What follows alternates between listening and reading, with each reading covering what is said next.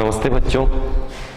आज हम नियमित या सीमित श्रृंखला अभिक्रिया के बारे में अध्ययन करेंगे।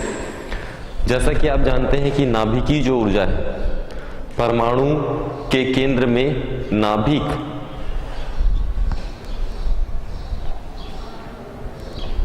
में असीमित ऊर्जा का भंडार है। परमाणु के केंद्र में जो नाभिक है उसमें असीमित ऊर्जा का भंडार है, जिसे हम नाभिकीय ऊर्जा कहते हैं। नाभिकीय ऊर्जा कितने प्रकार का होता है? दो प्रकार का होता है। पहला नाभिकीय विखंडन और दूसरा नाभिकीय संलयन। नाभिकीय विखंडन में एक जो भारी नाभिक है उस पर मंद गति से न्यूट्रॉनों की यदि बमबारी कराई जाती है तो वह दो हल्के नाभिक में विखंडित हो जाता है और अत्यधिक मात्रा में ऊर्जा उत्पन्न होती है, जिसके बारे में आपने पूर्व की कक्षा में पढ़ा है। नाभिकीय विखंडन किसे कहते हैं? नाभिकीय जो विखंडन है उसमें हमने देखा कि न्यूट्रॉनों की बमबारी कराने पर तीन न्यूट्रॉन जो हैं वो क्या होते हैं? मुक्त होते हैं। और ये जो न्यूट्रॉन हैं अगले यूरेनियम से टकराते हैं, जिनसे नाभिकीय विखंडन होता है, और यह क्रिया लगातार चलती रहती है। असीमित ऊर्जा प्राप्त होती रहती है और यह जो क्रिया है वो एक श्रृंखला के रूप में चलती है, जिसे हम कहते हैं अनियंत्रित श्रृंखला अभिक्रिया। श्रृंखला अभिक्रिया के दो भागों में इन्हें बांटा गया है। श्रृंखला अभिक्रिया जो है वो दो प्रकार की होती है।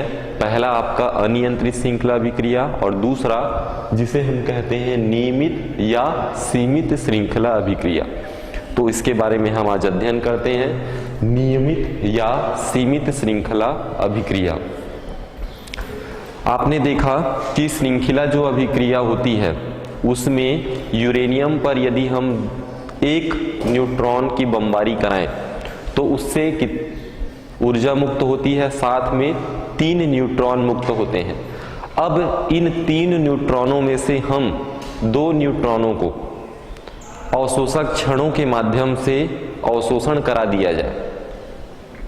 3 जो न्यूट्रॉन हैं उनमें से यदि हम 2 न्यूट्रॉनों को अवशोषक क्षणों के द्वारा अवशोषण करा दिया जाता है तो एक न्यूट्रॉन जो शेष बचा वो आगे की ऊर्जा के लिए क्या होगा?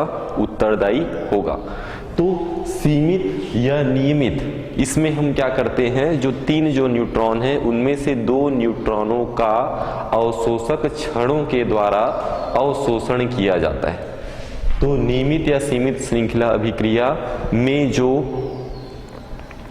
अभिक्रिया है वो सीमित हो गई, उसको हमने कैसे नियंत्रित कर लिया। तो 3 जो न्यूट्रॉन हैं आगे के लिए आबाद गति से अत्यधिक ऊर्जा जो उत्पन्न करने वाले थे उनको हमने क्या कर लिया? 2 न्यूट्रॉनों का अवशोषण करके नियंत्रित कर लिया। तो नियमित या सीमित श्रृंखला अभिक्रिया क्या है यदि हम बोलें या उसके परिभाषा लिखें तो 2 न्यूट्रॉनों को अवशोषक क्षणों 2 न्यूट्रॉनों को अवशोषक क्षणों द्वारा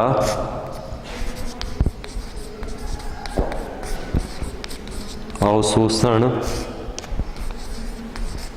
कर नियंत्रित करना।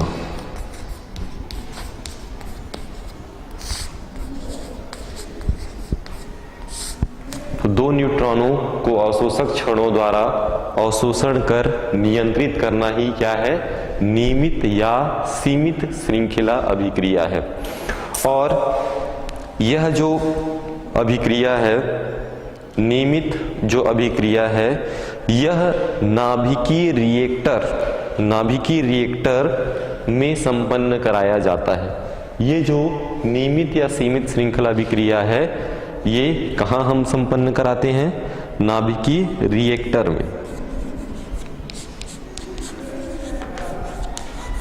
नाभिकीय रिएक्टर। इस नाभिकीय रिएक्टर में के माध्यम से, नाभिकीय रिएक्टर के माध्यम से हम नियमित या सीमित श्रृंखला अभिक्रिया प्राप्त कर सकते हैं। तो आइए हम नाभिकीय रिएक्टर में इसके भागों को देखते हैं। इसमें मुख्य कितने भाग होते हैं और यह किस प्रकार से कार्य करता है नाभिकीय रिएक्टर।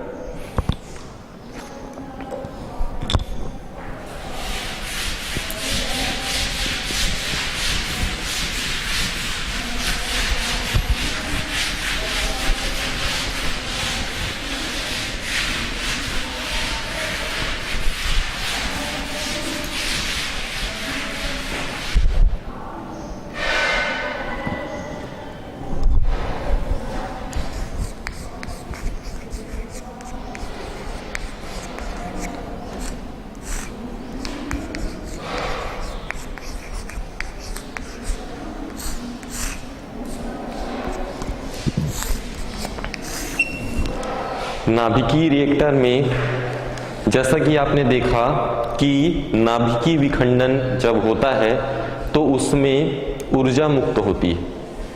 तो नाभिकीय विखंडन के द्वारा मुक्त ऊर्जा पानी को वाष्पित करके भाप में परिवर्तित कर लिया जाता है। तो नाभिकीय रिएक्टर एक अभी उपकरण है जिसमें हम जो नाभिकीय विखंडन के द्वारा जो ऊर्जा है उसे वाष्प में परिवर्तित करके, भाप में परिवर्तित करके हम टरबाइन है उसको घुमाकर विद्युत ऊर्जा उत्पन्न कर सकते हैं और इस विद्युत ऊर्जा का हम उपयोग कर सकते हैं।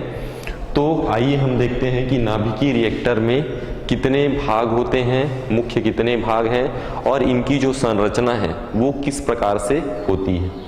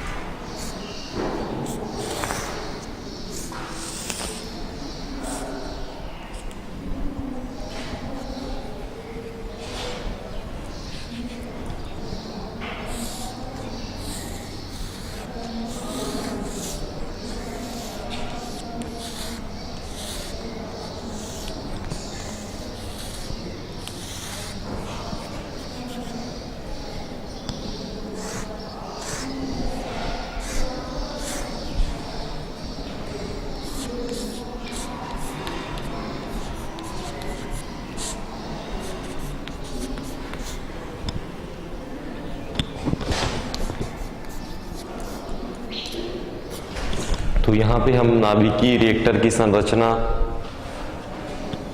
बना रहे हैं।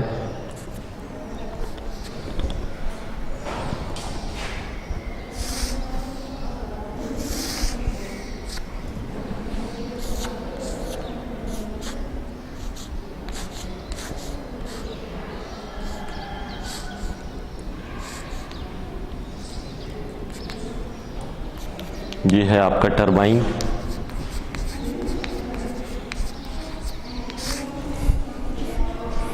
इसके अंदर जल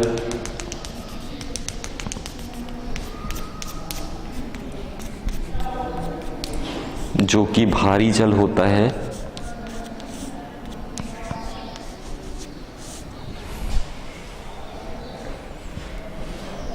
ये जो होती है कंक्रीट की दीवार होती है, ये चारों ओर कंक्रीट की दीवार बना दी जाती है जिसको हम परिरक्षक कहते हैं। परिरक्षक।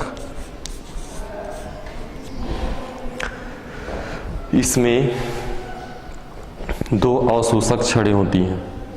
ये जो ऊपर की जो छड़ें हैं ये अवशोषक छड़ें,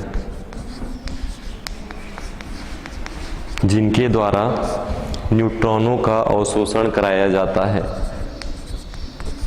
अवशोषक छड़ें।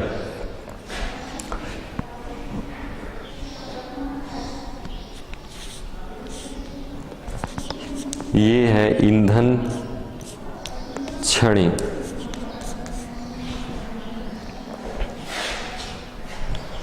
जो कि ईंधन के लिए उपयोग में आता है और इनके अंदर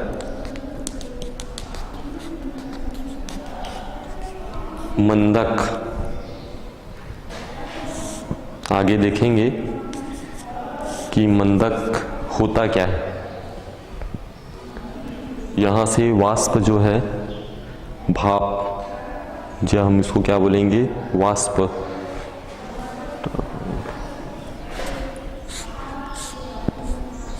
और ये होते हुए आगे जनरेटर, जहाँ से हम ऊर्जा प्राप्त करते हैं। जनरेटर।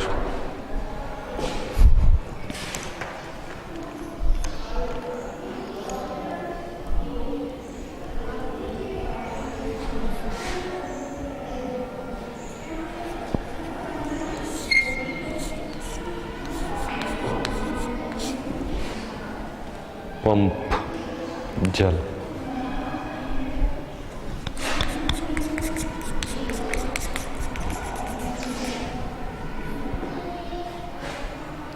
वाष्प बनकर ऊपर होता है भाप।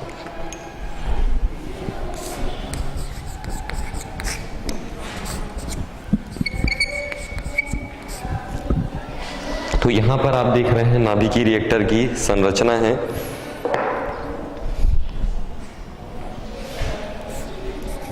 ये जो है कंक्रीट की दीवार होती है। तो ये देख रहे हैं यहाँ पे नाभिकीय रिएक्टर की संरचना है, जिसमें प्रमुख भाग, पहला जो भाग होता है वो होता है ईंधन छड़ें। पहला जो भाग है वो आपका ईंधन छड़ें होती हैं। दूसरा मंदक, दूसरा जो भाग, मुख्य भाग है नाभिकीय रिएक्टर में, मंदक है। तीसरा नियंत्रक, या जिसको हम अवशोषक छड़ों के माध्यम से नियंत्रित करते हैं, तो तीसरा जो मुख्य भाग है वो नियंत्रक है। चौथा, शीतलन के लिए शीतलक का प्रयोग किया जाता है। तो ये जो भारी जल है, भारी जल, ये भारी जल वाला जो भाग है यही कहलाता है शीतलक।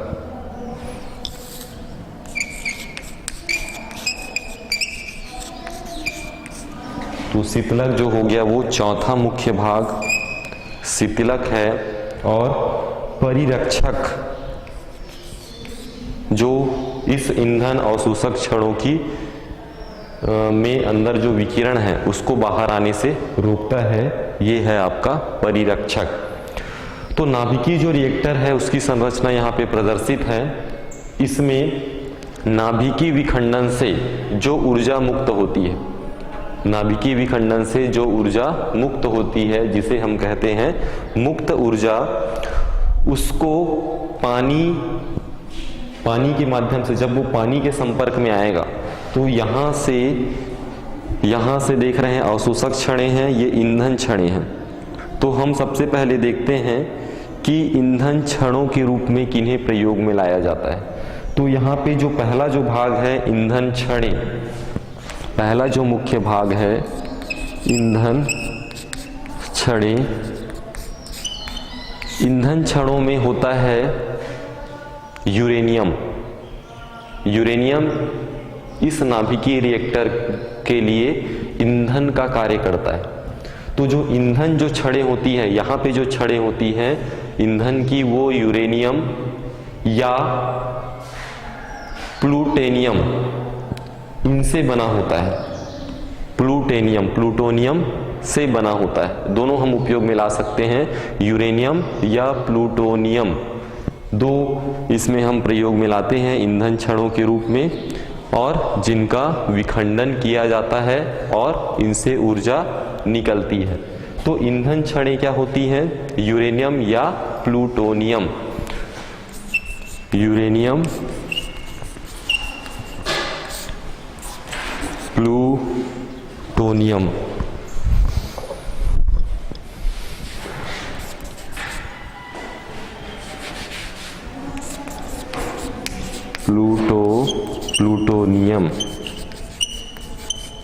प्लूटोनियम को हम Pu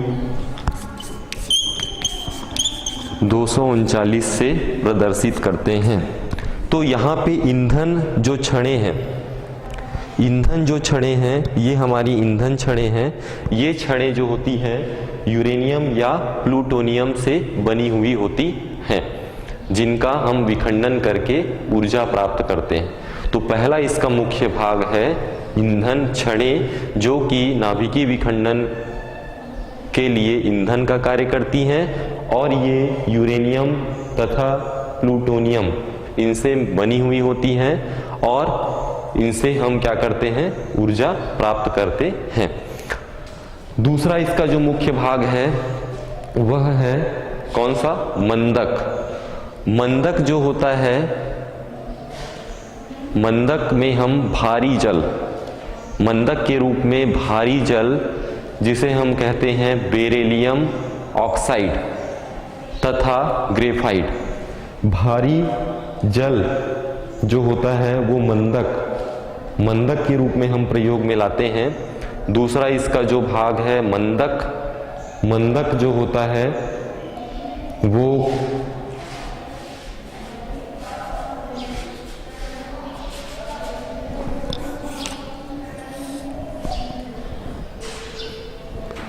पहला ईंधन छड़ें लिख लिए। इसके बाद आप दूसरा, आपका मुख्य भाग क्या है? मंदक के रूप में हम लेते हैं भारी जल। भारी जल क्या होता है? Barium oxide. तो भारी जल के रूप में हम प्रयोग में लाते हैं बेरिलियम ऑक्साइड, बेरिलियम ऑक्साइड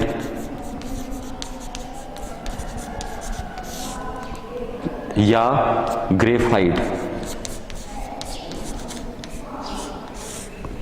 तो यहाँ पे जो मंदक है, ये जो मंदक है जो इसके अंदर है, यहाँ पे ये मंदक जिसमें क्या करते हैं हम लोग?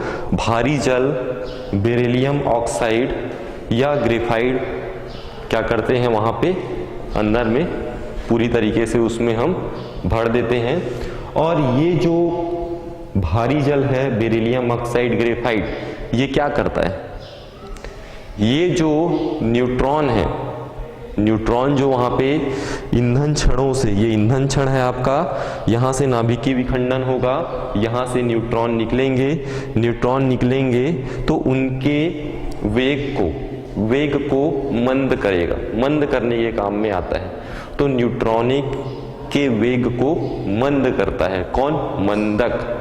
मंदक। नाम से स्पष्ट है मंदक मतलब मंद करना।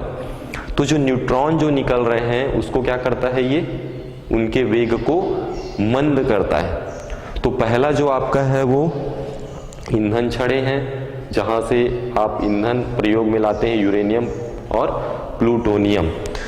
दूसरा है मंदक। मंदक में क्या कर रहे हैं आप, न्यूट्रॉनों को वेग को क्या करते हैं, मंद करते हैं। किसके माध्यम से, बेरिलियम ऑक्साइड और ग्रेफाइट के माध्यम से।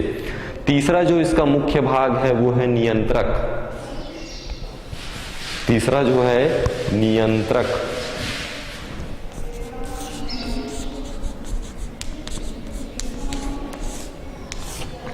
नियंत्रक मतलब क्या करना, नियंत्रित करना। तो जैसा कि अभी हमने देखा कि 3 जो न्यूट्रॉन हैं उनमें से 2 न्यूट्रॉनों को क्या कराना है, अवशोषित कराना है। तो अवशोषित कराना ही क्या है, नियंत्रक है। तो नियंत्रक किसके माध्यम से होगा, अवशोषक क्षणों के माध्यम से होगा। तो यहां से इस यूरेनियम ईंधन जो है यूरेनियम, इनसे विखंडन से 3 न्यूट्रॉन मुक्त होंगे। उन 3 न्यूट्रॉनों में से 2 न्यूट्रॉनों को इन अवशोषक क्षणों के माध्यम से क्या कर लिया जाएगा, अवशोषित कर लिया जाएगा। उन 2 अतिरिक्त न्यूट्रॉनों का अवशोषण कर लिया जाएगा और शेष 1 न्यूट्रॉन ही ऊर्जा के लिए उत्तरदायी होगा। तो इन अवशोषक क्षणों के द्वारा हम क्या कर रहे हैं, नियंत्रित कर रहे हैं। इसलिए जो नाभिकीय रिएक्टर है इसमें हम कौन सी अभिक्रिया होती है, सीमित या नियंत्रित श्रृंखला अभिक्रिया। तो हम इन अवशोषक क्षणों के माध्यम से न्यूट्रॉनों को क्या कर रहे हैं, अवशोषित कर रहे हैं, जिससे अभिक्रिया जो है, श्रृंखला जो अभिक्रिया है वो नियंत्रित हो जाएगी। तो तीसरा जो है हमारा मुख्य भाग जिसे हम नियंत्रक कहते हैं, नियंत्रक जो होती है अवशोषक क्षणें होती हैं और ये अवशोषक क्षणें कैडमियम की छड़ से बनी होती है, कैडमियम से बनी होती है। अवशोषक क्षणें कैडमियम। तो ये जो अवशोषक क्षणें हैं कैडमियम की छड़ होती हैं, जो कि न्यूट्रॉनों का अवशोषण करती है। तो नियंत्रक के रूप में हम कैडमियम की छड़ें प्रयोग में लाते हैं। ये जो 2 छड़ें हैं ये कैडमियम से बनी हुई होती हैं और यह न्यूट्रॉनों का अवशोषण करती है और जो क्रिया की दर है उसे ये नियंत्रित करती है। तो ये अवशोषक क्षणों के माध्यम से इनका न्यूट्रॉनों का अवशोषण कर लिया जाता है। चौथा जो इसका मुख्य भाग है वो है शीतलक। चौथा जो भाग है वो शीतलक। शीतलक मतलब ठंडा मतलब जल। तो जल जो है वह शीतलक के रूप में प्रयोग में लाया जाता है। तो ये यहाँ पे जो हम अंदर में इसमें हम जल भरा हुआ है और यहाँ पे देख रहे हैं कि यहाँ पे नली है। इन नलियों में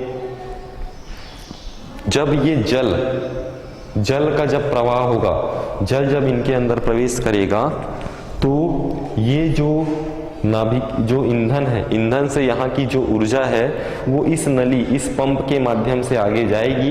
तो इन नलियों में जब ऊर्जा, मुक्त ऊर्जा आगे की ओर जाएगी, इन जल के द्वारा इन गर्म ऊर्जा, जो गर्म है ऊर्जा, वह किस में बदल जाएगी, वाष्प में, भाप में बदल जाएगी।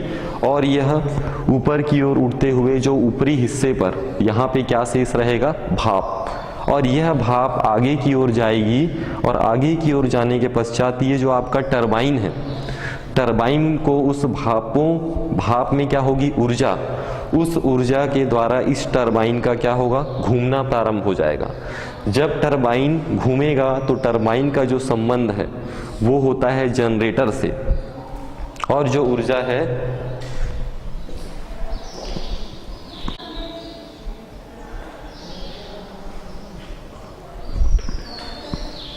तो वह जो ऊर्जा है, भाप जो यहाँ से गई, भाप के द्वारा जो उष्मा की जो ऊर्जा है, उष्मा ऊर्जा इस टरबाइन के माध्यम से, इस जनरेटर के माध्यम से विद्युत ऊर्जा में परिवर्तित हो जाएगा और उस विद्युत ऊर्जा का हम उपयोग कर सकते हैं।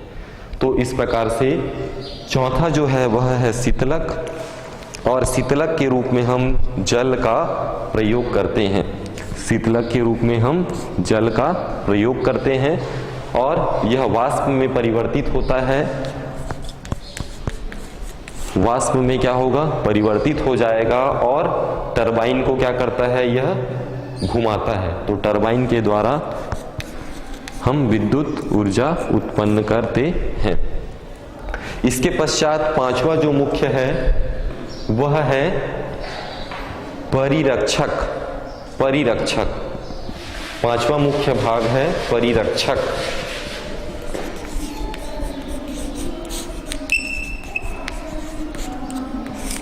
परिरक्षक जो होता है, नाम से स्पष्ट है परिरक्षक। रक्षक मतलब रक्षा करने वाला। तो इस आंतरिक संरचना में आप देख रहे हैं कि यूरेनियम की छड़ें हैं, अवशोषक छड़ें कैडमियम से बनी हुई हैं। इनके अंदर में मंदक के रूप में हम भारी जल का उपयोग कर रहे हैं, बेरिलियम ऑक्साइड तथा ग्रेफाइट का हम उपयोग कर रहे हैं। तो ये जो है काफ़ी खतरनाक है। जब यूरेनियम में नाभिकीय विखंडन होता है तो वहाँ पे अदृश्य गामा किरणें भी उत्पन्न होती हैं। आपने पढ़ा है कि गामा किरणें भी कई प्रकार के विकिरण उत्पन्न होती हैं। तो ये विकिरण जो है इस जो आंतरिक संरचना है इससे बाहर ना आ जाए, बाहर ना प्रवेश कर पाए, उसके लिए इनकी चारों ओर, इसके चारों ओर कंक्रीट की मोटी दीवार, कंक्रीट की क्या करते हैं हम, मोटी दीवार बना देते हैं, जिससे इसकी जो विकिरण है, इसके अंदर जो विकिरण है वो इन मोटी दीवारों को पार करके बाहर की ओर ना आ सके। तो परिरक्षक के रूप में हम कंक्रीट की मोटी दीवार बना देते हैं। तो परिरक्षक क्या है, कंक्रीट की मोटी दीवार। कंक्रीट की मोटी दीवार ही क्या है, आपका परिरक्षक है, जो कि हानिकारक विकिरणों को बाहर आने से रोकता है। हानिकारक विकिरणों को रोकता है। तो ये इसका कार्य है परिरक्षक, जो कि कंक्रीट की मोटी दीवार ही परिरक्षक कहलाती है और यह हानिकारक विकिरणों को बाहर आने से रोकता है। तो इस प्रकार से नाभिकीय जो रिएक्टर है वह सीमित नियंत्रित श्रृंखला अभिक्रिया है, जिसे हम इनके माध्यम से संपन्न कराते हैं और इनकी जो ऊर्जा है उसका उपयोग हम जनरेटर के माध्यम से विद्युत ऊर्जा के रूप में प्राप्त करते हैं। तो नाभिकीय रिएक्टर में मुख्य भाग आप याद रखिए, पहला ईंधन छड़ें जो कि यूरेनियम या प्लूटोनियम से बनी होती हैं और यह इस नाभिकीय रिएक्टर के लिए ईंधन का कार्य करती हैं। दूसरा मंदक जो होता है वो भारी जल बेरिलियम ऑक्साइड तथा ग्रेफाइट से बना होता है और जो कि न्यूट्रॉनों के वेग को क्या करता है, मंद करता है। तीसरा जो है वो अवशोषक छड़ें हैं। अवशोषक छड़ें या हम उसे नियंत्रक भी कहते हैं, जो कि कैडमियम की छड़ होती है और अतिरिक्त जो न्यूट्रॉन है उनको इनके द्वारा अवशोषण कर लिया जाता है। इसके पश्चात चौथा जो है वो है आपका शीतलक के रूप में जल का उपयोग किया जाता है और जल जो है वो वाष्प में परिवर्तित होता है, भाप में परिवर्तित होकर टरबाइन को घुमाने के लिए उत्तरदायी होता है और विद्युत ऊर्जा प्राप्त होती है। और पांचवा जो मुख्य है परिरक्षक, इस पूरी जो नाभिकीय रिएक्टर है इसके अंदर जो विकिरण है, हानिकारक विकिरण, उनको कंक्रीट की मोटी दीवार बनाकर रोक दिया जाता है और विकिरण जो है, हानिकारक विकिरण बाहर की ओर नहीं आ पाती है। तो ये आपका नाभिकीय रिएक्टर की संरचना, उनके मुख्य भाग तथा उनके कार्य हुए। भारत में जो नाभिकीय रिएक्टर है, भारत में नाभिकीय रिएक्टर का निर्माण किया गया है भाभा परमाणु शोध केंद्र, भाभा परमाणु शोध केंद्र जो कि मुंबई महाराष्ट्र में है। तो नाभिकीय रिएक्टर का जो निर्माण है भारत में भाभा परमाणु शोध केंद्र कहाँ है? मुंबई महाराष्ट्र में है। तो आप याद रखिए।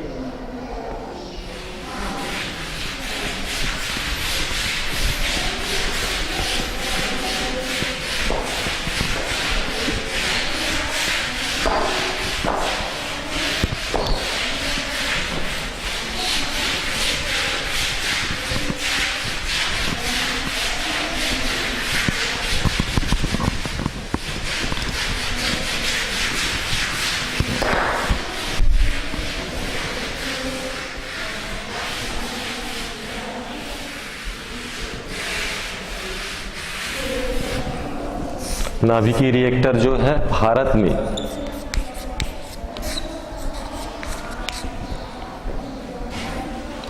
कहाँ है बताया मैंने? भाभा परमाणु कौन सा केंद्र? भाभा परमाणु शोध केंद्र।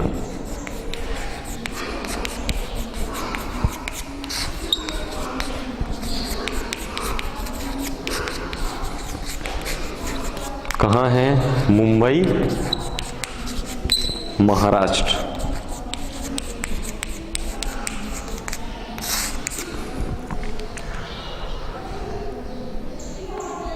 ये नाभिकीय रिएक्टर भारत में भाभा परमाणु शोध केंद्र मुंबई महाराष्ट्र में। अब परमाणु शक्ति केंद्रों का भी निर्माण किया गया है। परमाणु शक्ति केंद्र, जैसा आप जानते हैं परमाणु बम का हम निर्माण करते हैं, तो उनके लिए हम परमाणु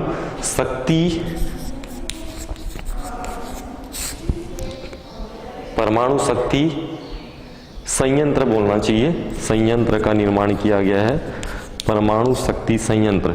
अब ये कहाँ कहाँ पर किया गया है? तो पहला जो है वो तारापुर परमाणु शक्ति संयंत्र, तारापुर परमाणु शक्ति संयंत्र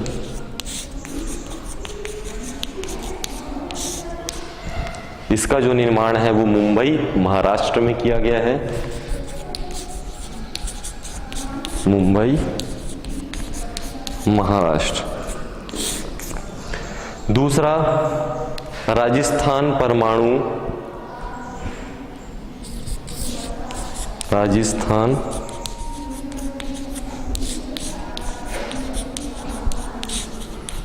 परमाणु शक्ति संयंत्र जो कि कोटा राजस्थान में है।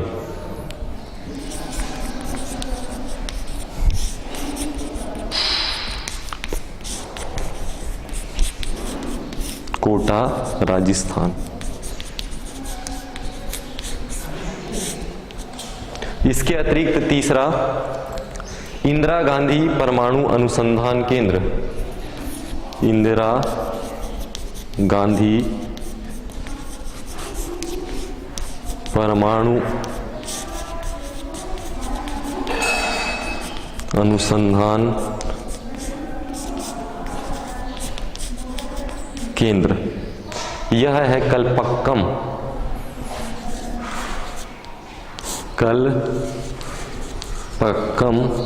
और यह जो है वो तमिलनाडु में।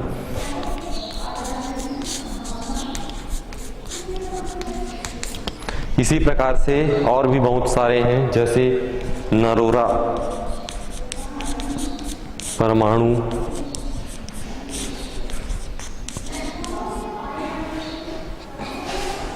शक्ति केंद्र,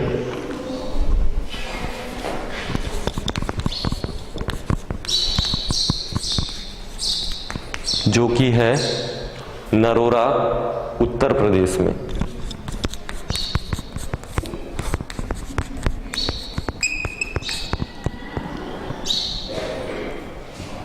तो इस प्रकार से परमाणु शक्ति संयंत्र का भी निर्माण किया गया है।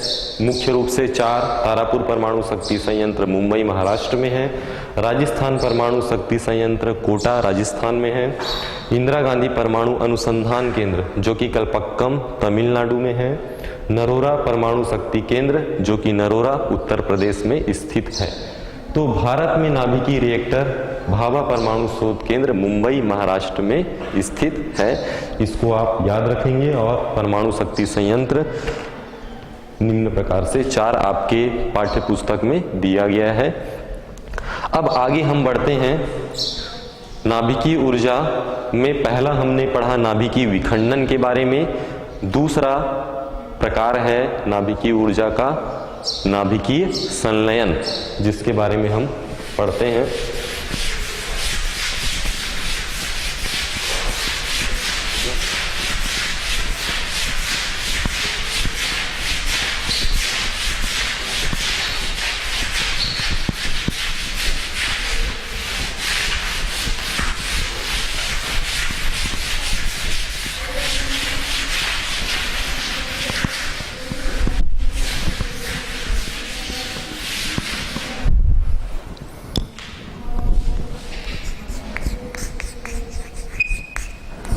दूसरा इसका जो प्रकार है नाभिकीय संलयन। नाभिकीय संलयन की जो क्रिया होती है किसमें? सूर्य की ऊर्जा उत्पत्ति में आप पढ़ चुके हैं। तो दूसरी जो क्रिया होती है नाभिकीय ऊर्जा की वो है नाभिकीय संलयन। तो नाभिकीय संलयन में होता क्या है आप देख चुके हैं कि उच्च ताप उच्च दाब पर 2 हल्के नाभिक, उच्च ताप तथा उच्च दाब पर 2 हल्के नाभिक संलयित होकर एक क्या करते हैं? भारी नाभिक का निर्माण करते हैं। और भारी नाभिक के निर्माण के साथ अत्यधिक ऊर्जा क्या करते हैं? उत्पन्न करते हैं। और ये है नाभिकीय संलयन। तो आपने देखा था पूर्व में भी कि हाइड्रोजन 2 हाइड्रोजन जो है ड्यूटेरियम का निर्माण करते हैं। और 2 ड्यूटेरियम को यदि हम लें और उनमें हम नाभिकीय संलयन की अभिक्रिया कराएं, नाभिकीय संलयन की क्रिया कराएं, तो क्या क्या बनता था? हीलियम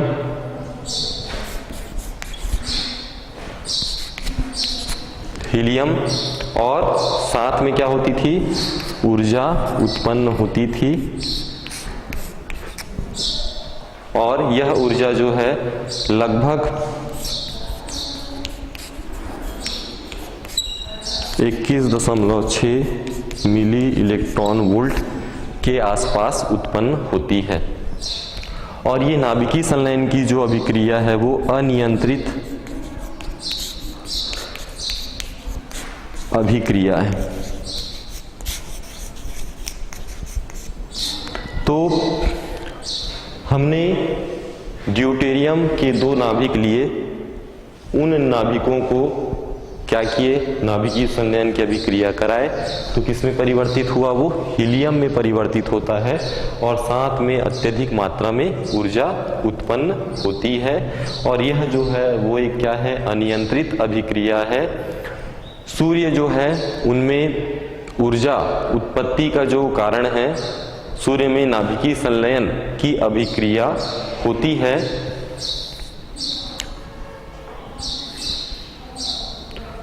नाभिकीय संलयन की अभिक्रिया यदि हमको कराना है तो अत्यधिक ताप की आवश्यकता होती है। यदि हम ड्यूटेरियम का 1 ग्राम, ड्यूटेरियम जो ये ड्यूटेरियम हम इसमें उपयोग में लाते हैं परमाणु, तो ड्यूटेरियम जो है उसका 1 ग्राम संलयन से जो प्राप्त ऊर्जा होगी, इस ड्यूटेरियम, ये ड्यूटेरियम है हमारा, इससे 1 ग्राम से जो ऊर्जा प्राप्त होगी, यदि हम उसके स्थान पर कोयला लें, कोयला, तो कोयला जो है 6 से 10 किलोग्राम यदि हम उपयोग में लाएं और उसको वायु में जलाएं और उससे जलाने से जो प्राप्त ऊर्जा होगी उससे काफी अधिक ऊर्जा ड्यूटेरियम से प्राप्त ऊर्जा की होगी। तो ड्यूटेरियम जो है वो एक अच्छा ऊर्जा का स्रोत है। हम ड्यूटेरियम को भारी नाभिक, ड्यूटेरियम के 2 हल्के नाभिक हैं, उनसे एक भारी नाभिक हीलियम और उससे ऊर्जा का निर्माण करते हैं और उस ऊर्जा का हम उपयोग कर सकते हैं। तो नाभिकीय संलयन में 2 हल्के नाभिकों का संयुक्त होकर नाभिकीय संलयन की अभिक्रिया से हीलियम बनाना और अत्यधिक मात्रा में ऊर्जा उत्पन्न करना नाभिकीय संलयन कहलाता है। अब जो नाभिकीय ऊर्जा है, नाभिकीय ऊर्जा में 2 प्रकार का पढ़े आप, नाभिकीय विखंडन और दूसरा नाभिकीय संलयन, 2 आप पढ़े। तो नाभिकीय जो ऊर्जा है उसके क्या लाभ हैं? तो नाभिकीय ऊर्जा के लाभ हम देखते हैं।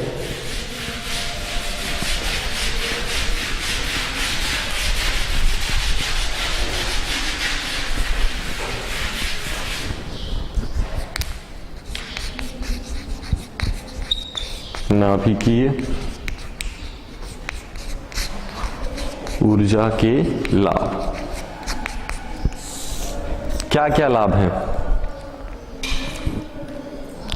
पहला क्या लाभ हो सकता है? नाभिकीय ऊर्जा में हम कौन सा पदार्थ उपयोग में लाते हैं? कौन सा? यूरेनियम। तो यूरेनियम जो कि हम 235 यूरेनियम 235 जो उपयोग में लाते हैं, उसकी यदि हम छोटी सी मात्रा लें, छोटे सा मात्रा 1 ग्राम अभी हमने देखा, तो छोटी मात्रा में हम क्या कर रहे हैं? अत्यधिक ऊर्जा मुक्त होती है। तो नाभिकीय ऊर्जा के लाभ में हम यूरेनियम 235 यदि लें तो यूरेनियम 235 की छोटी सी मात्रा से, यूरेनियम 235 की छोटी मात्रा से अत्यधिक ऊर्जा हम उत्पन्न करते हैं।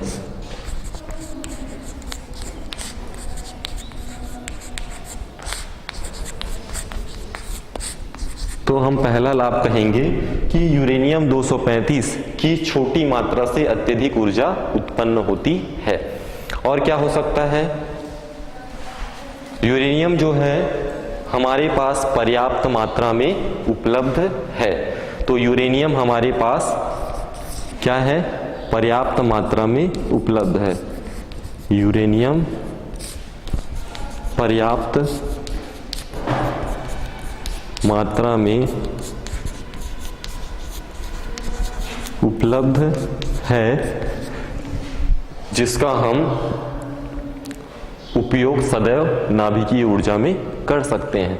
तो नाभिकीय ऊर्जा के लिए सदैव उपलब्ध है। तो यूरेनियम पर्याप्त मात्रा में उपलब्ध है। नाभिकीय ऊर्जा सदैव मिल सकती है। तो ये हमारा हो गया दूसरा लाभ। तीसरा लाभ क्या हो सकता है? तीसरा लाभ,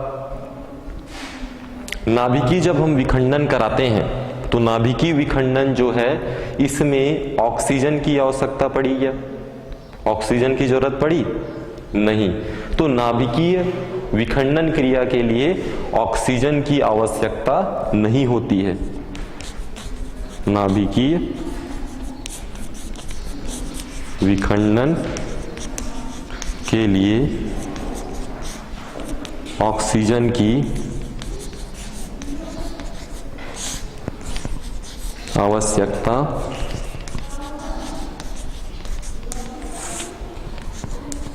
नहीं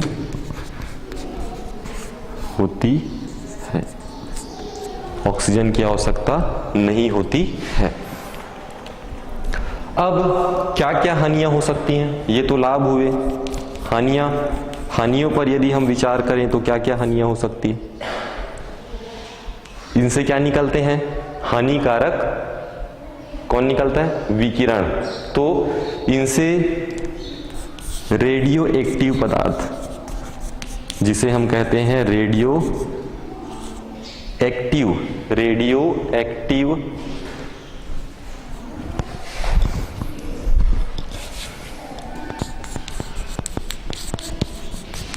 एक्टिव उत्पाद उत्पन्न होता है। तो इसमें हानियां ये है कि रेडियो एक्टिव उत्पाद उत्पन्न होता है जो कि पर्यावरण को क्या करता है, प्रदूषित करता है, जिससे क्या होता है, पर्यावरण प्रदूषित। और क्या हो सकता है, जो विकिरण है वो क्या है, हानिकारक है। तो जो विकिरण है वो मानव शरीर की जो कोशिकाएं हैं,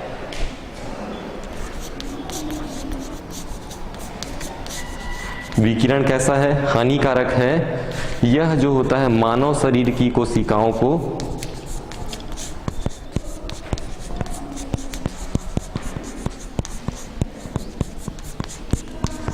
क्या कर सकता है, नष्ट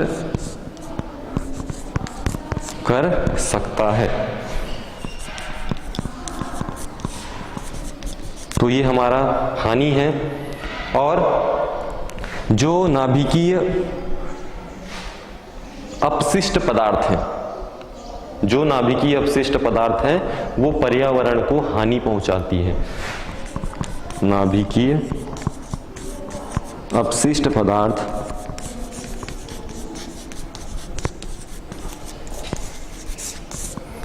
पर्यावरण को हानि पहुंचाती हैं।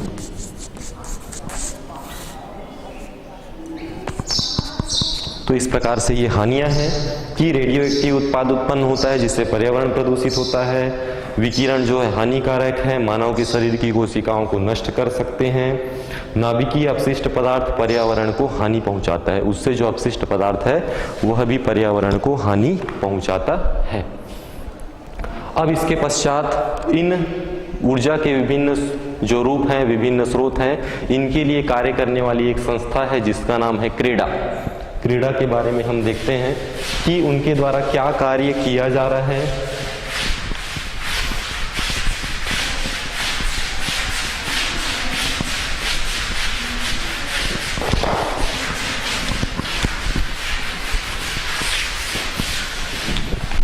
क्रेडा जो है वह छत्तीसगढ़ राज्य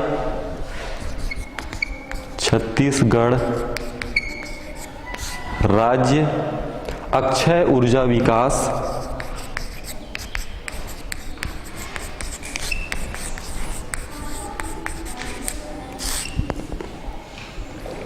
का संक्षिप्त रूप है।